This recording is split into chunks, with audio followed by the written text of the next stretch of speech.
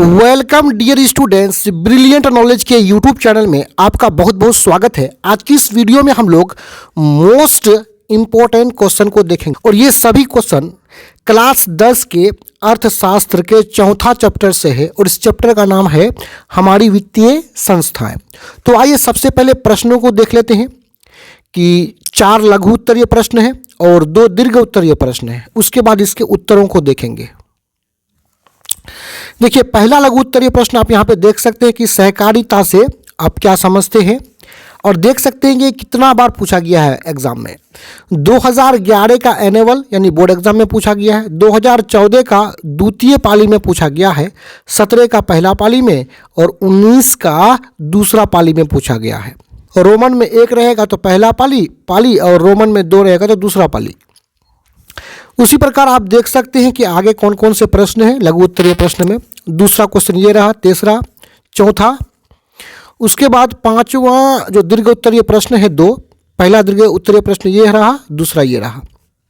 देखिए, कहीं कहीं आपको सी देखने को मिलेगा। सी का मतलब ये हुआ कि ये 2013 का कंपार्टमेंटल परीक्षा में पूछा गया है।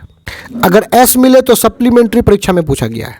तो चलिए एक तरफ से इनके सॉल्यूशनों को देखते हैं। पहला लघु मोस्ट इंपोर्टेंट क्वेश्चन है, सहकारिता से आप क्या समझते हैं।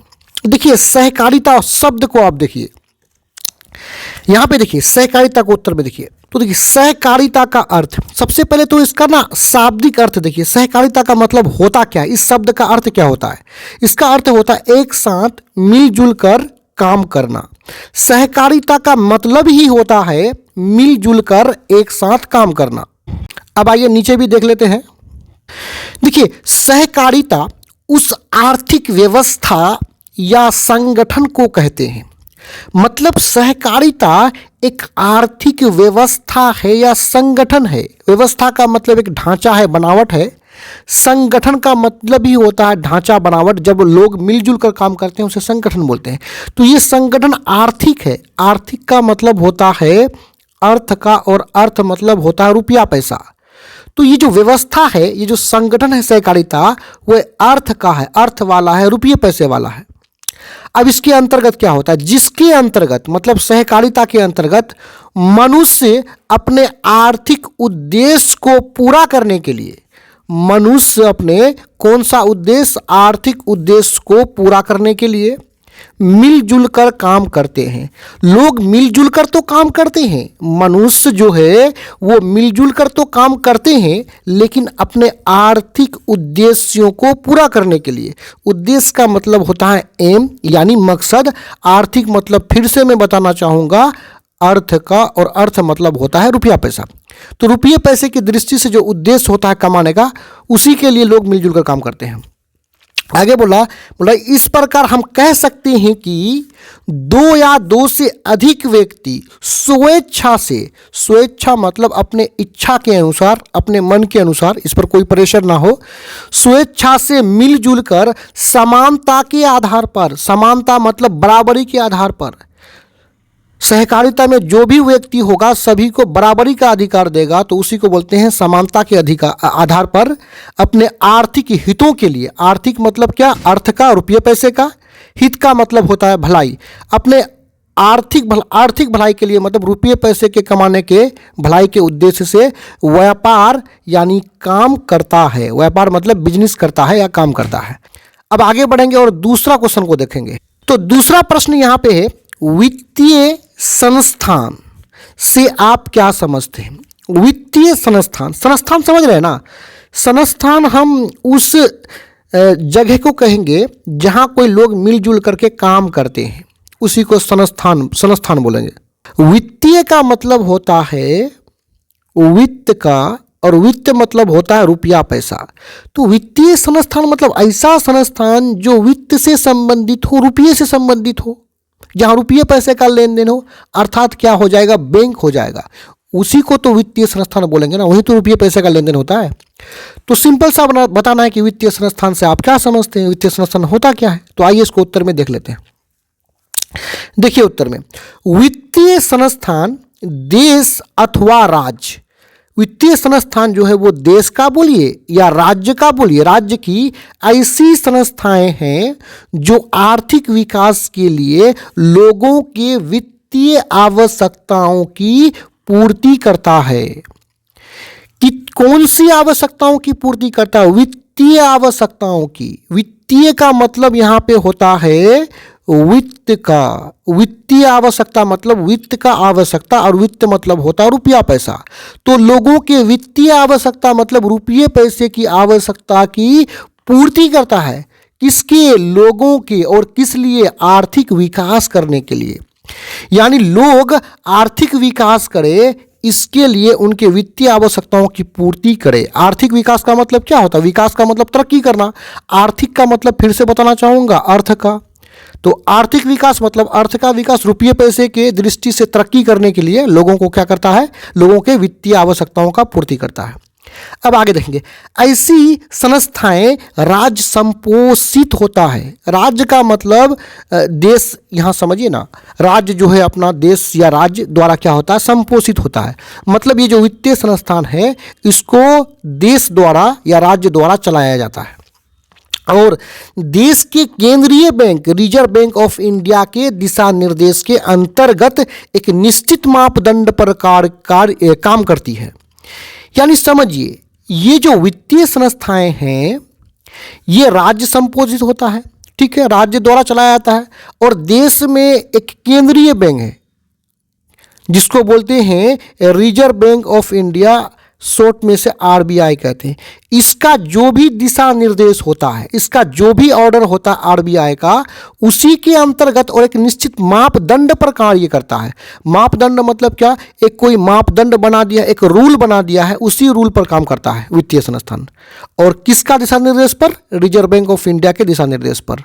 आगे देखिए, वित्तीय संस्थानों के द्वारा कृषि, उद्योग, व्यापार जैसे आर्थिक कार्यों के लिए, जैसे आर्थिक कामों के लिए अल्पकालीन मतलब थोड़े समय के लिए, मध्यकालीन और दीर्घकालीन ऋण। दीर्घकालीन मतलब लंबे काल के लिए, और मध्यकालीन का मतलब ये हुआ कि अल्पकाल मतलब थोड़ा, और जो दीर्घकाल होता है उसके बीच का जो काल है उसको मध्यकालीन बोलेंगे, की सुविधाएं प्रदान करती है। अब आगे चलेंगे तीसरा क्वेश्चन में। तो देखिए, तीसरा क्वेश्चन है कि स्वयं सहायता समूह से आप क्या समझते हैं?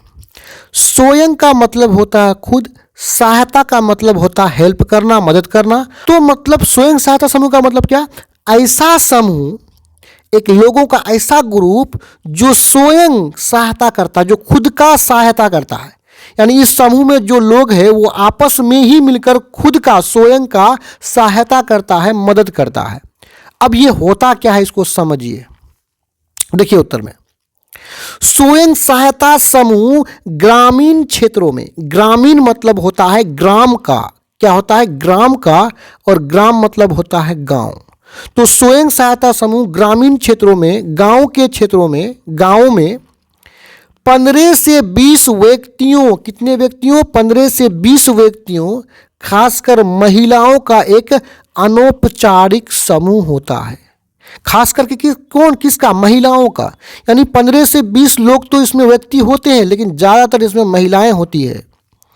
अनौपचारिक समूह का मतलब ये हुआ, कोई इसमें रूल वगैरह नहीं होता, कि मतलब लिखित कोई रूल नहीं होता है। कुछ आदमी मिला, खुद इस समूह को बनाया और अब एक दूसरे का हेल्प करना शुरू कर देता है। जो अपनी बचत तथा बैंकों से लघु ऋण लेकर, कैसा ऋण लेकर के? लघु ऋण। लघु ऋण का मतलब होता है छोटा ऋण लेकर अपने सदस्यों के पारिवारिक जरूरतों को पूरा करते हैं। अपने पारिवारिक जरूरतों को पूरा करने के लिए इस समूह में जो जो लोग हैं ना, अपना जो बचत करता है, जो सैलरी से जो बचाता है उसको, और बैंकों से ऋण लेता है, तब अपने समूह के, अपने ग्रुप के लोगों का एक दूसरे का हेल्प करता है। आगे देखिए, और आर्थिक गतिविधियों को चलाकर, आर्थिक का मतलब होता है वह क्या? अर्थ का, और अर्थ मतलब रुपया पैसा। गतिविधि का मतलब होता है कामकाज। तो आर्थिक गतिविधि मतलब रुपये से रिलेटेड कामकाज को चलाकर अपना और अपने गांव का विकास करता है, अपने गांव का तरक्की करता है। अब आगे बढ़ेंगे, चलते हैं अगला क्वेश्चन में। चौथा क्वेश्चन है कि किसानों को साख अथवा ऋण की आवश्यकता क्यों होती है। तो किसान को साख अथवा ऋण यानी लोन की आवश्यकता, कर्ज की आवश्यकता क्यों होती है। अब बताइए, किसान क्या करते हैं, खेती करते हैं ना, इसको खेती के लिए क्या चाहिए, ऋण चाहिए। हेलीकॉप्टर तो ये खरीदेगा नहीं, समझे। तो इस प्रकार हम कह सकते हैं किसान को खाद बीज के लिए, इस सब के लिए क्या चाहिए, ऋण की आवश्यकता होती है। तो देखिए उत्तर में, देखिए किसान को रासायनिक खाद, जो खाद दुकानों में मिलते हैं ना, उसे रासायनिक खाद बोलेंगे। बीज, सिंचाई मतलब पानी डालने के लिए खेतों में, सिंचाई की व्यवस्था, कीटनाशक दवाइयों के प्रयोग, कीटनाशक मतलब कीट को खत्म करने वाला दवाई, कीट को समाप्त करने वाला दवाई, कीट को मारने वाला दवाई को कीटनाशक दवाई बोलेंगे, आदि के लिए साख अथवा ऋण की आवश्यकता होती है। आसान सा सवाल है। इसके अतिरिक्त बाढ़ अथवा सूखा जैसे प्राकृतिक आपदाओं के बाद राहत हेतु साख अथवा ऋण की आवश्यकता होती है। यानी यदि इसके अतिरिक्त कोई कभी बाढ़ आ जाए, ज़्यादा वर्षा होने से बाढ़ आ जाए, वर्षा नहीं होने पर सूखा आ जाएगा, इससे फसल क्या होता है, नुकसान होता है ना। तो इसी समय राहत के लिए, किसानों को बचाव के लिए क्या चाहिए, साख अथवा ऋण की आवश्यकता होती है। इसे किसान वित्तीय संस्थानों से प्राप्त करता है होगा यहाँ पे। वही यदि ऋण की बात करें तो इसे किसान कहाँ से प्राप्त करता है, वित्तीय संस्थानों से, मतलब बैंकों से प्राप्त करते हैं। अब चलते हैं दीर्घ उत्तरीय प्रश्न। तो पांचवा प्रश्न देखिए, ये दीर्घ उत्तरीय प्रश्न है, लंबा सवाल है, दीर्घ उत्तरीय प्रश्न है, तो इसको जो उत्तर होगा ये थोड़े से ज़्यादा शब्दों में होंगे। तो देखिए यहाँ पे क्या है क्वेश्चन। व्यावसायिक बैंकों के प्रमुख कार्यों की विवेचना करें। यानी जो व्यावसायिक बैंक है, व्यवसाय करने वाला, बिजनेस करने वाला जो बैंक है, जैसे पीएनबी, भारतीय स्टेट बैंक है ना, तो इस सब बैंक के कार्य क्या है, इसके काम क्या है, इनके कामों के बारे में बताना है। तो देखिए उत्तर में, व्यावसायिक बैंक के प्रमुख कार्य निम्नलिखित है, मतलब नीचे लिखा हुआ है। सबसे पहला काम देखते हैं, बैंक का सबसे पहला काम क्या होता है, जमा राशि को स्वीकार करना। यानी किसी भी राशि को, राशि मतलब कोई भी रुपया यदि आप जमा करने जाओगे तो बैंक उसे स्वीकार करेगा, एक्सेप्ट कर लेगा, यानी रख लेगा वो अपने पास। व्यावसायिक बैंकों का सबसे महत्वपूर्ण कार्य मतलब काम अपने ग्राहकों से जमा के रूप में राशि को स्वीकार करना होता है। ठीक है। दूसरा देखिए, ऋण प्रदान करना। ऋण का मतलब होता है उधार, यानी लोन प्रदान करना अपने ग्राहकों को। जमा राशि का एक निश्चित रकम नगद कोष में रखकर, यानी हम लोग जो जमा करते हैं बैंक में, उस जमा राशि का एक निश्चित रकम, एक फिक्स रकम नगद कोष में रखकर बाकी जो राशि है, बाकी राशि को बैंक द्वारा अपने ग्राहकों को ऋण के रूप में प्रदान किया जाता है, लोन के रूप में प्रदान किया जाता है। चलते हैं अगला कार्य में। अगला है सामान्य उपयोगिता संबंधी कार्य। अब देखते हैं इसमें कौन सा कार्य है। तो बैंकों के इस प्रकार के कार्यों के अंतर्गत एटीएम कार्ड तथा चेक की सुविधाएं प्रदान करता है। सूचना एवं आंकड़ों का एकत्रित करना आदि, ये कार्य सामान्य उपयोगिता में आ जाता है। यानी आपको चेक बुक देता है, एटीएम कार्ड देता है, फिर विभिन्न सूचनाओं को बैंक एकत्रित करता है अपने आप को आगे बढ़ाने के लिए, वो सामान्य उपयोगिता संबंधी कार्य होते हैं। अब देखिए चौथा कार्य क्या है, एजेंसी संबंधी कार्य। एजेंसी संबंधी कार्य में क्या आएगा, बैंक ग्राहकों को एजेंसी के रूप में सेवा प्रदान करता है। इसके अंतर्गत चेक, बिल, ड्राफ्ट आदि का संग्रहण करना। यदि घर बैठे यदि आप बैंकों को कोई चीज़ जमा करना चाहते हैं या लाना चाहते हैं तो वो आपके घर में ला करके देगा, उसको एजेंसी संबंधी कार्य बोलते हैं। अब आगे बढ़ेंगे, चलेंगे अगला लॉन्ग क्वेश्चन में। देखिए लास्ट दीर्घ उत्तरीय प्रश्न है, दूसरा और लास्ट, कि सहकारिता के मूल तत्व क्या हैं। अभी ऊपर में हम लोग सहकारिता को समझे। सहकारिता में लोग मिलजुल कर कार्य करते हैं और अपने बचत से और बैंकों से ऋण लेकर, लोन लेकर के अपने ग्रुप के लोगों का हेल्प करते हैं। तो उसका मूल तत्व क्या है, यानी सहकारिता जो बनाया जाता है, क्यों बनाया जाता है, उसका मूल तत्व को बताना है। राज्य के विकास में इसकी भूमिका का वर्णन करें। सहकारिता का राज्य के विकास में क्या भूमिका है, क्या रोल है, इसका भी वर्णन करना है। तो चलिए इसके उत्तर को देखते हैं। देखिए यहाँ पे सहकारिता के 3 मूल तत्व निम्नलिखित है, मतलब नीचे लिखा हुआ है। पहला है संगठन की सदस्यता स्वैच्छिक होती है। स्वैच्छिक मतलब इच्छा के अनुसार होता है। यदि आप सहकारिता संगठन का सदस्य बनना चाहते हैं तो वो आपके इच्छा पर है, कोई आपको दबाव नहीं डालेगा। दूसरा है इसका प्रबंधन मतलब रख रखाव एवं संचालन मतलब चलाना जनतांत्रिक आधार पर होता है। जनतांत्रिक का मतलब क्या होता है? जन का मतलब लोग होता है, तांत्रिक का मतलब होता है तंत्र का, तंत्र मतलब होता है विधि व्यवस्था, तो उसका जो विधि व्यवस्था है जनतांत्रिक होता है। मतलब जन को महत्व दिया जाता है, लोगों को महत्व दिया जाता है। कोई फैसला एक आदमी नहीं लेगा, पूरे लोग मिलकर, पूरे जन, पूरे ग्रुप मिलकर के लेगा। इसके सदस्य के बीच पूंजी, हैसियत अथवा किसी अन्य आधार पर कोई भेदभाव नहीं होता है। इसमें जितने भी सदस्य होते हैं ना, इस ग्रुप में जितने भी लोग शामिल होते हैं ना, इसके बीच भेदभाव नहीं होता है। ठीक है, आगे चलिए। तीसरा है इनके आर्थिक उद्देश्यों में नैतिक और सामाजिक तत्व भी शामिल होते हैं। यानी ये ग्रुप अपना आर्थिक उद्देश्य तो रखता है कि हमें विकास करना है, तरक्की करना है, खूब रुपया कमाना है, लेकिन उसमें नैतिकता भी होता है और सामाजिकता भी होता है। यानी खाली पैसे कमाने से मकसद नहीं है, एक दूसरे का हेल्प करना ही नैतिकता और सामाजिकता है।